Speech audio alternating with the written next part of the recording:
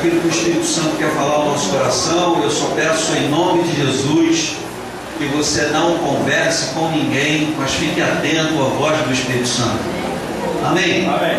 Não estou dizendo para você estar atento à voz do Márcio, mas sim à voz do Espírito Santo. Porque mais importante do que aquilo que o Márcio vai dizer é aquilo que o Espírito Santo vai dizer através daquilo que o Márcio vai dizer. Amém? Amém.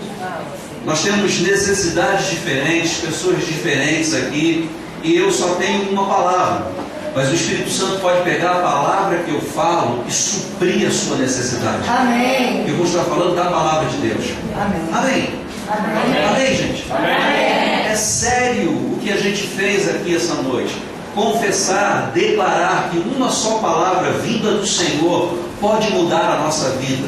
Isso é sério, isso é verdade, isso acontece se você crer. Amém. Amém. Posso ouvir um amém de vez em quando, só para saber que você está atento? Amém. Não vai falta aqui amém, não. Breve de amém, escassez de amém. Não, tem nada disso aqui, né? Não. Amém, aleluia. Abra sua Bíblia na carta de Paulo aos Efésios, no capítulo 1. E eu quero te mostrar algumas verdades aqui nessa carta, para que a gente possa considerar algumas coisas que são muito importantes para a nossa vida. Essa carta de Paulo aos Efésios, ela é uma carta que, mais do que as outras, fala sobre a autoridade do crente. A autoridade que eu e você temos no nome de Jesus. Amém? Jesus, ele disse que os sinais seguiriam aqueles que creem. Em meu nome expulsarão demônios. Se impuserem as mãos sobre os enfermos, eles serão curados. Jesus disse isso. Nós temos a autoridade no nome de Jesus. E essa carta do apóstolo Paulo aos Efésios deixa essa autoridade do crente muito clara. Qual o nosso papel, qual a nossa responsabilidade, qual a nossa posição em Cristo Jesus. E Paulo, ele tem uma maneira um pouco peculiar de falar, o que ele tem dito à igreja, o que ele fala através dessas cartas, claro, inspirado pelo Espírito Santo. É bem interessante. Paulo, ele sempre começa a falar a respeito da posição da igreja. Existem o que nós chamamos de duas verdades. Talvez você se pergunte, mas duas verdades? Eu conheço verdade e mentira. Mas a Bíblia, ela ilustra, eu quero trazer um exemplo para você, exatamente do que o apóstolo Paulo fala, e a gente talvez leia esse versículo hoje. Mas Paulo diz, por exemplo, que nós estamos assentados com Cristo nas regiões celestiais. Amém? Amém. Mas você sabe que você está sentado nessa cadeira aí essa noite. Nós estamos sentados nessa cadeira e estamos assentados também com Cristo nas regiões celestiais. Nós chamamos esse assentados com Cristo nas regiões celestiais de verdade legal ou posicional. É a nossa posição em Cristo. É uma posição de autoridade. É uma verdade legal. Legalmente, nós estamos assentados com Cristo nas regiões celestiais. Nós estamos nessa posição. E existe aquilo que nós chamamos de verdade vital ou experimental, que é essa verdade que nós estamos vivenciando no nosso dia a dia. É também verdade o fato de que você está sentado nessa cadeira, essa noite, ouvindo a palavra. Amém? Amém. Duas verdades. Estamos assentados com Cristo nas regiões celestiais e vocês estão assentados essa noite nessa cadeira bonita e confortável. Amém? Amém. Duas verdades. Então Paulo, ele sempre começa as suas cartas falando dessa verdade posicional. Aqui no capítulo 1 de Efésios, o versículo 3, Paulo começa dizendo assim: bendito o Deus e Pai de nosso Senhor Jesus Cristo, que nos tem abençoado com toda a sorte de bênção espiritual nas regiões celestiais em Cristo. Diga: eu sou abençoado. Eu sou abençoado. Diga: eu sou totalmente abençoado. Eu sou totalmente abençoado. Paulo está dizendo que nós não seremos, mas somos abençoados com toda a sorte de bênção espiritual nas regiões celestiais, nessas regiões que nós já estamos assentados com Cristo Jesus. Amém? Nós já somos abençoados. Essa é uma verdade posicional ou legal. Nós legalmente já somos abençoados. Nós não seremos, nós já somos, já fomos. A bênção do Senhor sobre a nossa vida é uma posição que Cristo conquistou para nós. Amém? Então nós já somos abençoados, ainda que nós não estejamos vendo a manifestação dessas bênçãos em algumas áreas da nossa vida. É verdade também que a gente tem algumas necessidades, alguns desafios, algumas coisas que nós precisamos, alguns sonhos ainda não realizados. O que vai fazer a ligação entre essa verdade, esse fato de que nós já somos abençoados com toda a sorte de bênção espiritual nas regiões celestiais, e o fato de que a gente está tendo alguma necessidade aqui hoje, é a nossa fé. Fé. Depois você faz uma edição aí para dar uma melhorada nesse fé que saiu assim. A nossa fé vai trazer à existência, ou vai materializar, vai trazer para a nossa realidade natural as bênçãos espirituais que já estão sobre a nossa vida. Amém ou não amém, pessoal? Amém. Sim ou não? É verdade. A bênção do Senhor já está sobre a nossa vida. Amém. A Bíblia diz que a bênção do Senhor, ela nos segue. Aleluia. Nós somos seguidos pelas bênçãos do Senhor. Nós não estamos correndo atrás de bênção. Vou lá no culto de quarta-feira buscar a minha bênção. Não, nós não vamos buscar a bênção do Senhor. Nós já somos abençoados. Aleluia. Nós viemos aqui essa noite para ouvir a palavra, porque a fé vem pelo ouvir, e essa fé vai trazer a materialização, a manifestação da bênção que já está sobre a nossa vida. Aleluia. Então Paulo ele começa falando e colocando a nossa posição e dando aquela inflada na gente. Nós já somos abençoados. E ele fala da nossa posição. Deixa eu continuar lendo só o versículo 4 e o 5 talvez. Assim como nos escolheu nele antes da fundação do mundo para sermos santos e irrepreensíveis perante ele e em amor. Não diga eu sou santo, eu sou irrepreensível. Nele. Está falando de quem? De Jesus. Em Jesus nós já somos santos e irrepreensíveis. Essa é a nossa posição legal. Versículo 5. E nos predestinou, ele nos predestinou para ele, para a adoção de filhos, por meio de Jesus Cristo, segundo o beneplácito da sua vontade, para louvor da glória de sua graça, que ele nos concedeu gratuitamente no amado. Aleluia. Aleluia. Aleluia. Tudo que temos, nós já recebemos pela graça de Deus e de graça, no sentido de que eu não tenho que fazer nada para ser mais abençoado, porque eu já sou abençoado. Aleluia. Nós somos santos e irrepreensíveis nele, em Jesus Cristo. Nós estamos em Jesus Cristo. O diabo, quando olha para você, o diabo, quando nos olha, ele nos vê nele, em Jesus. Essa é a nossa posição legal. Olha para o capítulo 2. Capítulo 2 de Efésios.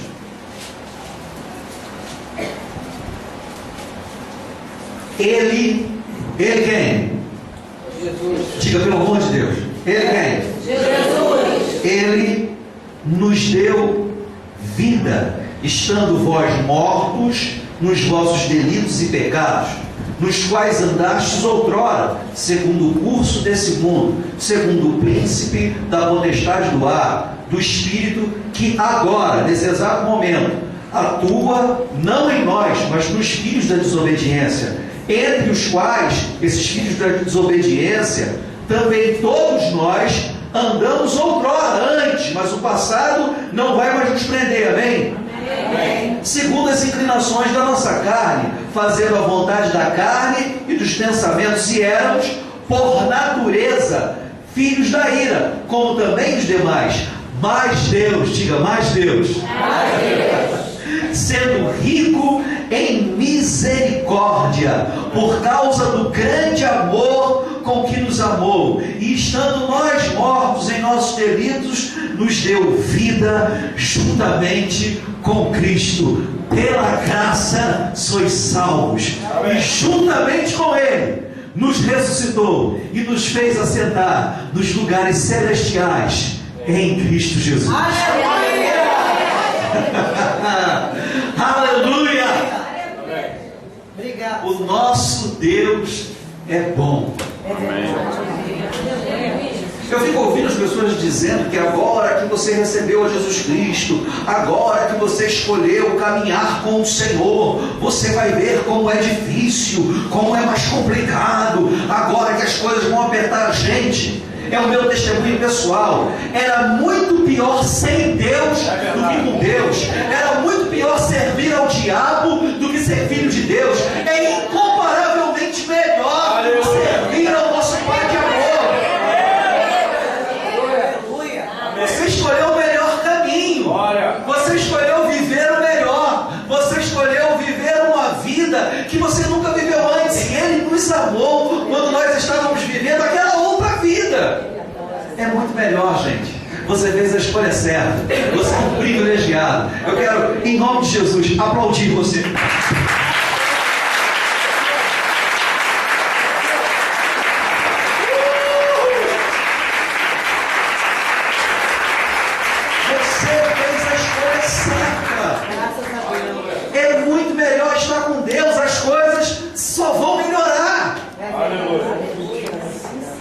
Pode ser que ainda não estejam perfeitas, pode ser que ainda não estejam nem boas, mas só vai melhorar. Porque Deus é por nós. Se Deus é por nós, quem será o idiota que será contra nós?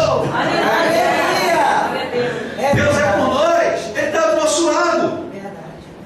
Deus e nós, ou Deus e você, é a maioria. Maior é o que está em nós do que aquele que está no mundo. Deus é por nós. Então a gente está vendo essa nossa posição. Então a gente já sabe, e Paulo, ele no capítulo 1, ele faz toda uma oração por essa igreja, para que essa igreja recebesse espírito de sabedoria e de revelação, no pleno conhecimento da vontade de Deus, para que essa igreja pudesse conhecer quem eles são em Cristo, o que eles têm em Cristo Jesus e o que eles podem em Cristo Jesus. E esse conhecimento, ele é revelado. Ele não é um conhecimento intelectual, ele é um conhecimento que tem que descer para o nosso coração. Nós temos que saber quem nós somos em Cristo, o que nós temos em Cristo, qual a nossa posição em Cristo Jesus. Se nós tivermos os olhos do nosso coração abertos, tivermos um conhecimento dessa verdade, nós só vamos avançar. Nada vai nos parar. Porque quando o diabo quiser fazer qualquer gracinha, nós já sabemos qual é a nossa posição em Cristo e qual é a posição dele hoje. O próprio apóstolo Paulo diz que nós estamos assentados com Cristo e que Cristo se assentou à destra de Deus Pai, muito acima de todo principado e potestade. Quando Jesus olha para esses grandes principados e potestades, ele olha de cima para baixo. E ele vê pequenas baratas querendo tirar a paz do povo dele. O diabo não é nada demais. Ele já foi vencido e derrotado. Jesus, ele olha muito acima para o que o diabo está fazendo. E a novidade, ou a boa notícia, é que nós estamos assentados com Ele.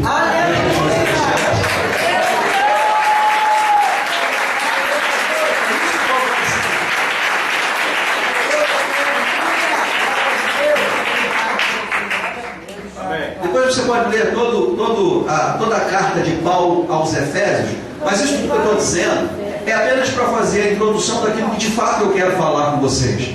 O capítulo 5 de Efésios, Uma vez que nós já entendemos qual é a nossa posição em Cristo, assim como em todas as outras cartas, Paulo então começa a falar da nossa verdade experimental, ou seja, se nós estamos em Cristo, se nós temos essa posição em Cristo, se antes nós estávamos mortos e agora nós temos vida, se Ele nos resgatou, nos tirou do império das trevas e nos trouxe para o reino do Filho do seu amor. Então o capítulo 5 de Efésios diz assim: sede, pois. Agora a gente vai começar a falar das nossas responsabilidades, porque na verdade eu quero desafiar essa noite a tomar uma decisão.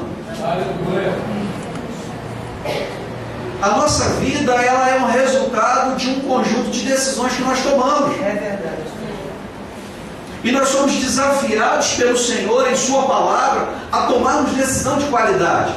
E aí, antes de eu começar a ler, eu quero dizer para você que antes, quando nós tínhamos a natureza do pecado, do diabo, da ira, nós não tínhamos essa força sobrenatural para respaldar as nossas decisões. Mas hoje, em Cristo Jesus, a decisão ainda é nossa, a responsabilidade ainda é nossa, mas a Bíblia diz que Jesus nos enviou o Paráclitos, que é o nome grego para o Espírito Santo, aquele que é o nosso ajudador, aquele que pega junto com a gente. Não é que Ele vai fazer por nós, a decisão é nossa, mas quando tomamos a decisão e damos um passo de fé, nós temos um auxílio sobrenatural para nós andarmos firmes na decisão que nós tomamos. Então o capítulo 5 de Efésios começa assim: sede, pois, imitadores de Deus, como filhos amados. Então nós devemos imitar a Deus como filhos amados. É responsabilidade nossa imitar a Deus como filhos amados. Então nós não temos mais que agir, nós não temos mais que tomarmos decisões, que fazermos escolhas de acordo com a velha natureza. Mas nós temos que imitar a Deus. Quando a Bíblia fala do reino de Deus, nós estamos no reino de Deus. O reino de Deus não é mais comida nem bebida, mas justiça, paz e alegria no Espírito Santo. O reino de Deus não é comida nem bebida, mas é justiça, paz e alegria no Espírito Santo. O reino de Deus é justiça, é a maneira certa de se fazer as coisas. Então nós temos que olhar para Deus para saber como Ele faz as coisas. E como nós olhamos para Deus? Olhando para Jesus na palavra. Como Jesus agia? Há um tema muito interessante hoje, muito discutido, muito falado, pregado, ensinado nas igrejas evangélicas, chamado batalha espiritual. Como é que essas batalhas espirituais elas eram travadas por Jesus? Jesus é o modelo, amém? Ele é o referencial. Paulo disse que nós devemos olhar firmemente para Jesus, autor e consumador da nossa fé. Então Ele é o nosso modelo, Ele é o nosso referencial. Se você ler sobre Jesus sendo tentado no deserto, você vai ver que todas as vezes que Satanás tentava Jesus, a resposta de Jesus é: Satanás, está escrito. Aleluia. Satanás, está escrito. Satanás, as Escrituras dizem isso. Satanás, a Bíblia diz isso. Aleluia. Se você quer aprender sobre batalha espiritual, eu acabei de te ensinar, é só isso, não tem mais nenhuma outra visão. Aleluia, verdade. Nós nos mantemos firmes na nossa posição em Cristo Jesus, falando a palavra. Aleluia. Acabou a aula, acabou a matéria batalha espiritual. Acabamos de aplicar um módulo, batalha espiritual em nível estratégico. Você que crê, os sinais vão te seguir. Amém. Em nome de Jesus, você vai expulsar demônios. A Bíblia não está falando só de demônios que estão dentro do corpo de pessoas. A Bíblia diz: nós vamos expulsar demônios, seja qual a categoria, a posição hierárquica, a patente, a graduação que ele tiver, ao nome de Jesus, todo joelho vai se dobrar e toda língua vai confessar que ele é o Senhor. Não tem diabo mais forte que o nome de Jesus. É verdade. Jesus é o maior. Graças a Deus. Maior é o que está em nós do que aquele que está no mundo. Sede, pois, imitadores de Deus como filhos amados e andai em amor, Amém. como também Cristo nos amou e se entregou a si mesmo por nós, como oferta e sacrifício a Deus em aroma suave. Aleluia. Andar em amor. Paulo ele começa a falar para os coríntios, para a igreja de Coríntios, e ele começa a falar para a igreja de Corinto, e ele fala sobre, no capítulo 12 da primeira carta dele aos Coríntios, sobre as manifestações do Espírito Santo, sobre cada uma das 9 manifestações do Espírito Santo, ou sobre cada um dos 9 dons do Espírito Santo, especificamente sobre cada um deles. E ele fala um pouco também sobre o ministério quíntuplo no capítulo 12. Mas quando ele termina o capítulo 12 de 1 Coríntios, ele começa a falar a respeito, vai começar no capítulo 13 a falar a respeito do amor do tipo de Deus, do amor ágape. E ele termina o capítulo 12 dizendo assim: passo-vos a mostrar um caminho sobremodo excelente. Aleluia. E ele começa a falar a respeito do amor. E aqui Paulo também está dizendo para essa igreja que tem essa posição em Cristo, que ela deve andar em amor. Andar em amor é uma decisão. Amém. Nós escolhemos andar em amor. E aqui, para que fique bem claro, para que não haja confusão, ele ainda explica que tipo de amor é esse, a dinâmica desse amor do tipo de Deus que nós devemos escolher andar, como também Cristo nos amou e assim se entregou por nós, como oferta e sacrifício a Deus. Andar em amor é uma escolha que nós temos que fazer. Isso é imitar a Deus, amar o nosso próximo, não como nós nos amamos a nós mesmos, porque isso é lei. Amém. O novo mandamento que Jesus nos deu é amar como Ele nos amou. Amém. Esse é o mandamento para a igreja. Essa é a nova aliança. É um amor sacrificial. É um amor sem buscar nada em troca. É uma decisão diária. É um andar. Não é amar de vez em quando, mas é andar em amor diariamente. É uma decisão que a gente precisa tomar. A gente precisa andar em amor. Amor não tem nada a ver com sentimento. Amor não tem nada a ver com emoções. Eu sei que a gente gosta de ver filmes e novelas e séries e essa coisa toda, e a gente acaba trazendo isso para dentro da gente, e a gente acha que amar é aquela coisa bonita da televisão, com aquela música do Titanic. Gente, pelo amor de Deus, a Bíblia está falando de outro tipo de amor. De um amor que a gente decide, que a gente escolhe, que está desconectado dos nossos sentimentos. O meu desejo, às vezes, é de não amar algumas pessoas, mas eu não vou fazer a minha vontade, como disse Jesus, mas a vontade daquele que nos enviou. Nós vamos imitar a Deus e andar nesse amor, porque decidimos andar. E aí vale a pena encaixar nessas decisões alguns versículos que são conhecidos nossos. Por exemplo, tudo posso naquele que me fortalece. Tudo é possível ao que crer. Posso todas as coisas naquele que me fortalece. Eu posso andar em amor, até porque, deixa a sua Bíblia marcada aí em Efésios capítulo 5, e volta lá para Romanos, carta de Paulo aos Romanos, também no capítulo 5. Romanos capítulo 5.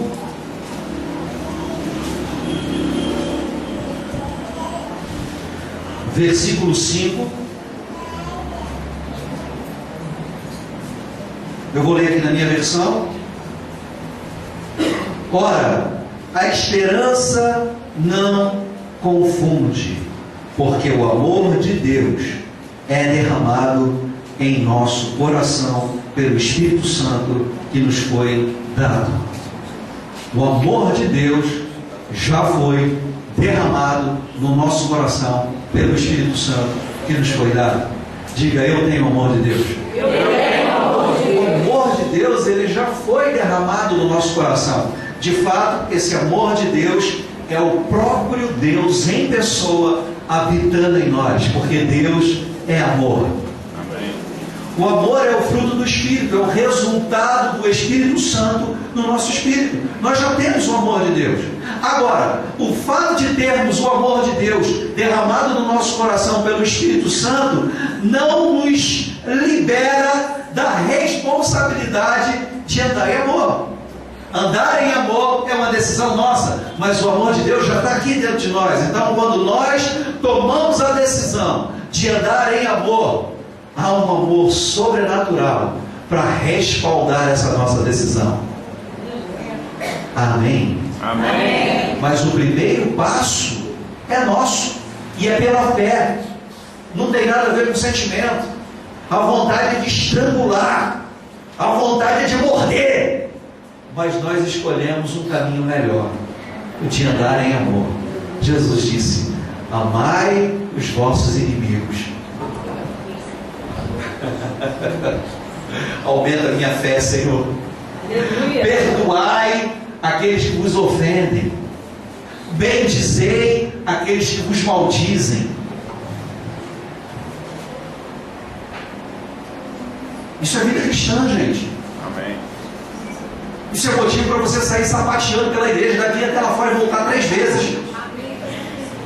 É saber que a Bíblia nos manda andar em amor, mas nós também temos o respaldo, a graça, o poder, o próprio amor de Deus dentro de nós, que vai nos ajudar nessa decisão de andar em amor. Amar, porque veja, a gente está falando de amar até os nossos inimigos, mas não tem inimigo aqui dentro, gente. Amém. Somos todos filhos do mesmo Pai, lavados com o mesmo sangue, e temos o mesmo Espírito. Somos a família da fé, a família de Deus. Nós temos que decidir andar nesse amor. Isso é imitar a Deus. Andar em amor. Volte para Efésios capítulo 5, por favor.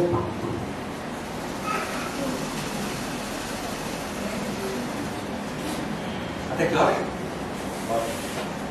Bastante tempo. Versículo 3. Mas toda, versículo 3, não é isso? Mas toda impudícia, toda sorte de impurezas ou cobiça, nem sequer se nomeie em vosso meio, como convém aos santos. Deixa eu ler só o 4 para a gente conversar melhor. Nem conversação torpe, nem palavras vãs ou chocarrices, coisas essas inconvenientes, antes, pelo contrário, ações de graça. É uma decisão nossa falar somente aquilo que edifica. Não estar envolvidos em conversação que não esteja regada, encharcada nesse amor que nós temos que andar. É uma decisão. Não é Deus que vai fazer por nós. Agora que eu entreguei a minha vida a Jesus, fui batizado com o Espírito Santo, aleluia, fiz o curso de fundamentos, eu sei que a minha língua vai ser sobrenaturalmente dominada pelo Espírito Santo. Isso não existe. Eu é quem decido o que eu vou falar e o que eu não vou falar. Aleluia. Tiago diz que um homem que domina a sua própria língua, ele controla a sua vida toda. Aleluia. Verdade. Tem um negócio chamado, mas tem gente que não tem, mas se você tem dente ou dentadura ou só a gengiva, sabe que esse negócio aqui, ele trava a língua não sai. Você fechar assim, ó, a língua não consegue sair. Verdade. A gente tem que controlar a língua. tomar essa decisão de andar em amor. Tem coisas que não são convenientes, tem coisas que não nos convêm. Lembra que a Bíblia diz que tudo me é lícito, mas nem tudo me convém? Existem algumas conversações, alguns comentários que não se convém, a gente não deve dominar isso, não é conveniente aos santos. Lembra que nós somos santos e irrepreensíveis nele. Amém. Então não é conveniente para nós termos alguns tipos de conversas, mas antes nós temos que ter na nossa conversa ações de graças, atitudes e palavras e conversações de gratidão, que expressam a nossa gratidão. É fato que a Bíblia diz que um dos sinais dos tempos é que nos últimos dias os homens seriam ingratos. Ingratidão é algo que a gente tem visto e é algo que a gente tem vivido. Quantas vezes pessoas foram ingratas conosco? Quantas vezes nós fizemos tantas coisas pelos outros e o que a gente recebeu em troca foi ingratidão? Mas quantas vezes também nós fomos ingratos? É verdade. Porque quando a gente faz algo diferente disso que a gente acabou de ler, quando nas nossas conversações não há nenhum tipo de expressão de gratidão ao Senhor, a gente acaba fazendo o que a gente não deve fazer, falando o que a gente não deve falar. Também é uma decisão nossa, é uma escolha nossa, controlar a nossa língua. Tem um livro que eu gosto muito da Joyce Meyer, chamado Eu e Minha Boca Grande. Eu já li umas 2 vezes esse livro e está começando a fazer efeito na minha vida. Tem que ler mais algumas 20 vezes, mas... Amém. E tomar a decisão, Aleluia, de não falar qualquer coisa. Gente, às vezes eu fico preocupado de conversar com algumas pessoas que a conversa é só futilidade. Eu não estou dizendo que a gente tem que ser religioso e o tempo todo falar da Bíblia e do Evangelho, ainda que vai ser bom falar o tempo todo da Bíblia, mas eu digo da religião, do contexto. Tem gente que é inconveniente, que não sabe conversar sobre outros assuntos, que não pode chegar, não pode participar de alguns grupos, mas tem gente que só fala besteira o tempo todo. Porque em nome da não religiosidade, a gente acaba sendo como ímpio. verdade. Eu não estou falando de crente que fala palavrão. Sim. Até porque não tem isso aqui no nosso meio. Eu creio, Jesus. A fé chama à existência as coisas que não são como se já fossem. Amém. Pela fé, Senhor. Mas existe um outro tipo de conversa que nem tem palavrão, mas que não edifica. E a gente fica passando o tempo, e aí mais uma vez eu vou dizer para você: se desconecta, se afasta de gente que só fala sobre futilidades, sobre coisas que não edificam, gente que fica muito presa no dia a dia. A Bíblia diz que nós devemos pensar nas coisas que são do alto e não nas coisas que são daqui da terra. Louvado seja Deus pela vaidade das nossas irmãs. Eu louvo a Deus pela vaidade, pela beleza da minha própria esposa. Mas, gente, a vida é muito mais do que isso. É verdade. Tem um outro livro que eu também vou indicar, do Augusto Cury, que é não sei o que é da beleza. A Ditadura da Beleza. Um excelente livro. Você deveria ler. Eu e Minha Boca Grande, da Joyce Meyer. Eu não estou ganhando nenhum, aliás, não estou a livraria ainda, não estou ganhando nenhuma porcentagem em cima da venda desse livro. Mas é um bom livro para se ler. A Ditadura da Beleza. Joyce Meyer, Eu e Minha Boca Grande. É extremamente importante a gente começar a renovar o nosso entendimento nesse tipo de literatura. É verdade. E eu fico ouvindo, eu vou falar sobre isso daqui a pouco, depois eu falo, então não vou falar isso agora para não me antecipar, porque está escrito aqui na Bíblia, só para ter um respaldo daquilo que a gente está conversando. Mas deixa eu avançar um pouco para a gente conversar melhor. Versículo 5. Sabei, pois isto, nenhum incontinente, ou impuro, ou avarento, que é idólatra, o avarento é idólatra, tem herança no reino de Cristo e de Deus.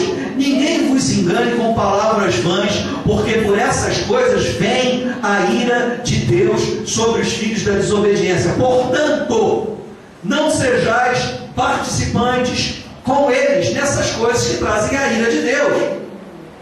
Pois, versículo 8, outrora eres trevas, porém agora sois luz no Senhor. Andai como filhos da luz, porque o fruto da luz consiste em toda bondade, justiça e verdade. Aleluia. Glórias a Deus. O que tem que se manifestar na nossa vida é bondade, justiça e verdade. Amém? Amém. Versículo 10. Provando sempre o que é agradável ao Senhor. E aí eu me lembro de Paulo falando em Hebreus capítulo 11, versículo 6. Sem fé é impossível agradar ao Senhor. Versículo 11. E não sejais cúmplices nas obras infrutíferas das trevas, antes, porém, reprovai-as. Sabe aquela coisa do crente legal? Meu fulano é crente, mas é legal pra caramba. É gente boa. Eu nem sabia que ele era crente. Muito provavelmente, essa pessoa está sendo cúmplice nas obras das trevas. É aquele crente agente secreto dentro da empresa, da faculdade e às vezes até na família. Eu estava ouvindo alguém falando de um colega de trabalho que é pastor, e ele disse assim, que esse colega de trabalho que é pastor disse assim: olha, nem fala que eu sou pastor, nem fala que eu sou crente, porque senão, você sabe como é, né? Se souberem que eu sou crente e se eu sou pastor, então a cobrança vai ser muito maior. 007 de Jesus. Crente secreto. Ele é um agente secreto infiltrado naquela empresa. Gente, pelo amor de Deus, a gente não tem que ser mais cúmplice dessas coisas. Eu preciso dizer para você isso. Eu sei que, e eu não posso mentir para você e dizer que o pecado não é bom. A Bíblia não diz que o pecado não é bom. O ruim são as consequências do pecado, porque o salário do pecado é a morte. A gente acabou de ler que sobre os filhos da desobediência vem a ira de Deus sobre aqueles que praticam essas coisas. A gente não tem que ser cúmplice dessas coisas. Você sabe que o cúmplice em um crime, ele paga a mesma culpa e a mesma pena que o criminoso. A gente não tem que ser cúmplice dessas coisas. E tudo isso que a gente está falando está ligado diretamente às escolhas e decisões nossas. A gente tem que decidir andar assim. Eu amo o mover e a unção. Eu sou viciado na unção do Espírito. Eu amo as manifestações do Espírito Santo. Eu amo estar num ambiente onde a glória e a presença de Deus se manifestam. Eu amo todas essas coisas, gente. Isso nos fortalece mais. Amém. Existem coisas que vão passar pelas nossas decisões. E às vezes essas decisões têm que ser tomadas com algo assim, num ambiente onde a gente não está sentindo nada. No dia a dia. Essas decisões às vezes têm que ser tomadas lá no seu trabalho, no meio da pressão, na faculdade, em meio a tentações, em meio a pressão, sabe, quando a gente está sendo espremido. E a gente tem que tomar a decisão de andar em amor. A gente tem que tomar a decisão de fechar a boca. A gente tem que tomar a decisão de se posicionar, de nos posicionarmos e dizer: eu não concordo com isso. Aleluia. Verdade, Pai. Verdade. E aí, amados, eu preciso dizer para vocês, a gente tem andado por muitas igrejas. A gente tem pregado em muitos lugares ao longo dos anos e a gente conhece muitos crentes. E as pessoas ficam com raiva da gente quando a gente diz, por exemplo, que crente não compra DVD pirata, que crente não tem que ter gato net em casa, porque isso é crime. Escutou? Caiu uma agulha lá atrás. Escutei daqui. Vai ser comida de bicho. Gato Velox, tipo net. Gente, essas coisas são erradas e nós temos que nos posicionar. Nós temos que andar na lei, nós temos que dar o exemplo para os nossos filhos, nós temos que ser padrão dos fiéis.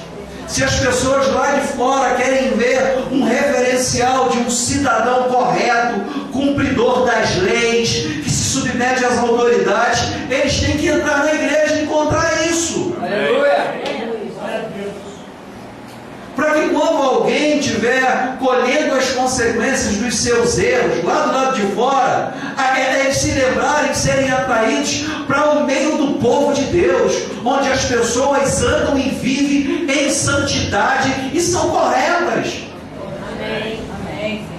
Amém? Amém. E tudo isso passa por decisão, gente. Eu sei que existem coisas que não vão mudar de uma hora para outra. Mas aí deixa eu falar sobre isso, porque eu estou sentindo direção no Espírito de dizer. Eu sei, queridos, em nome de Jesus, que existem situações que não se resolvem da noite para o dia. Por exemplo, viver numa união civil estável. Às vezes não dá para resolver. Tem questões que são complicadas, que são complexas. Um depende do divórcio, de uma outra relação antiga sair. Então é um negócio meio complicado, que não se resolve da noite para o dia. Mas uma hora tem que resolver. Amém. E aí sim, eu não quero trazer peso sobre a vida de ninguém, pelo contrário.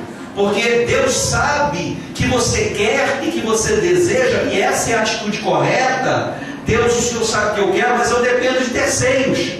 Eu dependo da lentidão da justiça. Eu dependo de ter dinheiro para pagar a um bom advogado. Deus sabe de todas as coisas. Ele conhece o teu coração. Mas se Deus olha para o teu coração, e é a verdade que eu vou dizer agora, e você diz para Deus: Deus, eu desejo, eu entendo que eu tenho que regularizar essa situação. Só que eu dependo dos outros, mas o Senhor sabe que se tivesse tudo certo, hoje mesmo eu resolveria isso. Amém. Então Deus conhece a atitude do seu coração.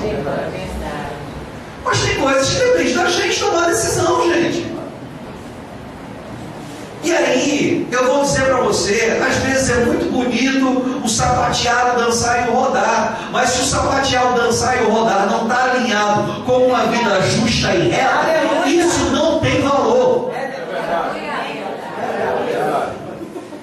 verdade. Onde eu estava? Versículo Aleluia. 11. E não se... 11, sim. Nem não sejais cúmplices nas obras infrutíferas das trevas, antes, porém, reprovai-as. Porque o que eles fazem em oculto o só referia vergonha. Mas todas as coisas, quando reprovadas pela luz, diga: eu sou a luz. Eu sou a luz. E se tornam manifestas, porque tudo que se manifesta é luz. Pelo que diz: desperta, ó tu que dormes, levanta-te de entre os mortos, e Cristo te esclarecerá. Olha para cá, por favor. Desperta-te de entre os mortos. É responsabilidade nossa. Nós não somos filhos das trevas, e nós não estamos mais mortos espirituais. Nós já lemos hoje que quando nós éramos e estávamos mortos nos nossos delitos e pecados, Ele nos deu vida. Nós fomos ressuscitados com Cristo e estamos assentados nas regiões celestiais. Mas a Bíblia diz que nós devemos despertar de entre os mortos. Despertar e nos levantar de entre os mortos. Isso quer dizer que tem gente que ainda não despertou, que tem gente que não tomou a decisão de despertar e de se levantar. Então, por mais que ela esteja ou tenha hoje a vida de Deus, quando a gente olha para ela, ela está tão deitada quanto os mortos, e não dá para identificar quem é morto e quem é vivo, porque eles estão fazendo a mesma coisa.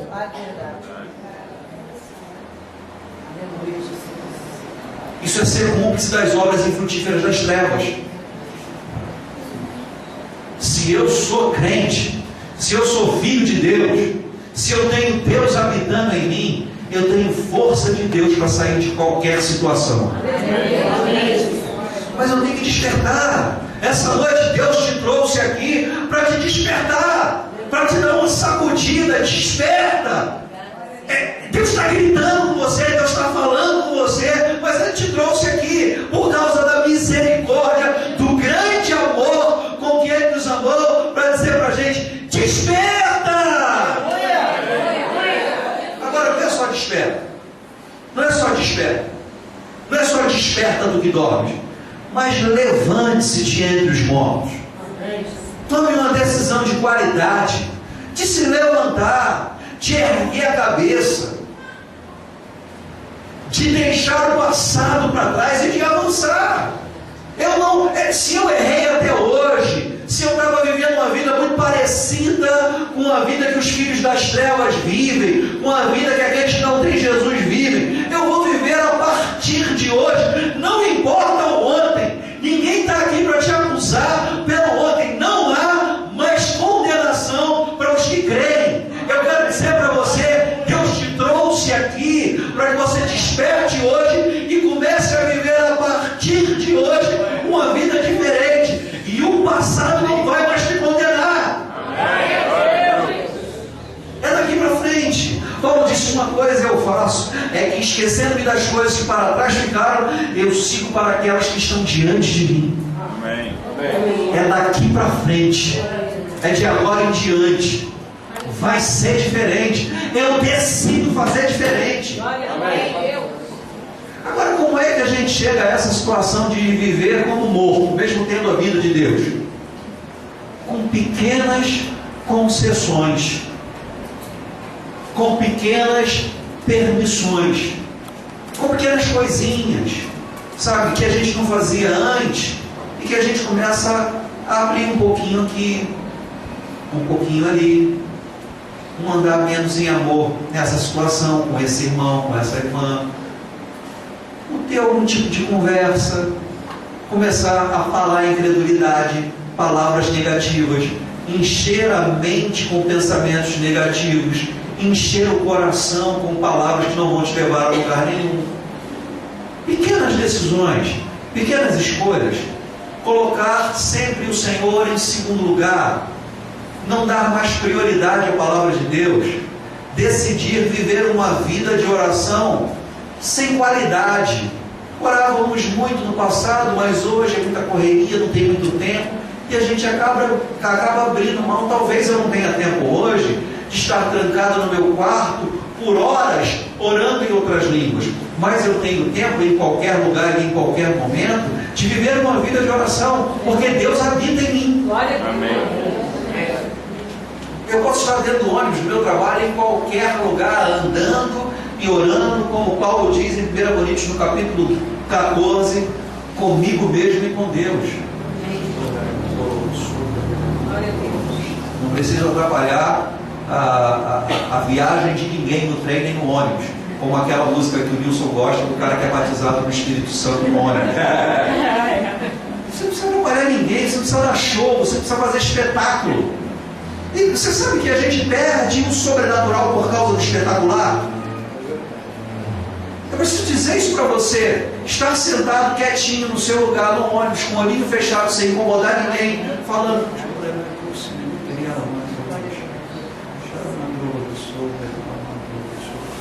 é sobrenatural. Não é espetacular como abrir o mar vermelho, mas é sobrenatural. Amém. Estar sentado aqui essa noite, sem estar sapateando, rodando com a cabeça no chão, dando um mortal para trás, para frente, não é espetacular, mas é sobrenatural, porque a palavra está entrando no seu coração. Você está tomando decisões essa noite por causa da palavra. É sobrenatural. Não é espetacular. Mas às vezes a gente tem, e eu já ouvi isso de crente: o culto hoje não foi bom, não foi tão ungido, só teve a palavra. Gente, só teve a palavra. E a palavra que liberta. Mas ninguém caiu no poder. Jesus, quando foi preso, ele voltou do Getsemane cheio da unção, porque consagrou a vontade dele à vontade do Pai, e ele sai lá do Getsemane encharcado do óleo da unção. E quando os soldados, os centuriões romanos perguntam: quem é Jesus? e Judas já tinha entregado Jesus com um beijo no rosto, porque todo mundo que andava com Jesus parecia com ele, porque com quem mais a gente anda e com quem mais a gente vai parecer. Amém? Amém. O irmão Herênio Ramiro, ele sempre dizia: você anda com cachorro, dorme com cachorro, come com cachorro, que cheiro você vai ter? Agora, anda com um homem cheio do Espírito Santo, com uma mulher cheia do Espírito Santo, um crente que anda e vive em santidade, que só fala coisas que edificam. Você vai ter cheiro de quê? Amém. Diga: cheiro de liberdade. Aleluia. O que eu estava falando mesmo? Falou pra caralho.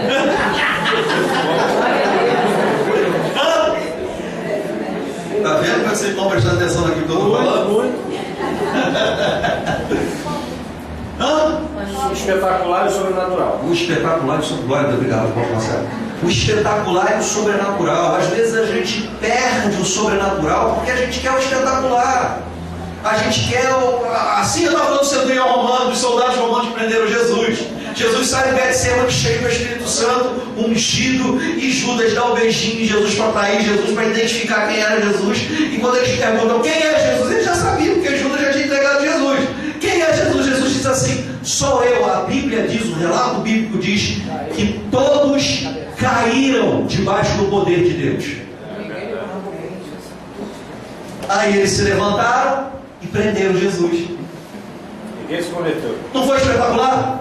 Foi mover, caramba, fui num culto lá com o soldado romano, caiu todo mundo debaixo do poder, foi uma bênção, foi bênção. Tem gente que dá mais valor ao cair no poder, e tem gente que não cai no poder, cai pela fé.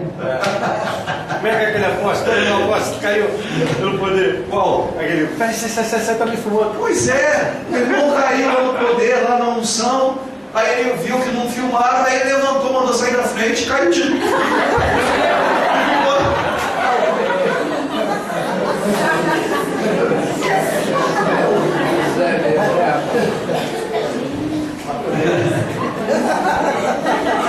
Que vai te sustentar no seu dia a dia, Amém. diante dos seus desafios, diante dos problemas que a gente enfrenta, porque no mundo a gente tem aflições, e Jesus dá um exemplo, ele diz assim: se automotive, tenha bom ânimo, porque eu venci o mundo. Como Jesus venceu o mundo? Pela fé, por causa da palavra. O que vai te ajudar no dia a dia é a palavra. Ame a palavra. E se houver manifestações, flua nas manifestações. Mas se não houverem manifestações, guarde a palavra no coração.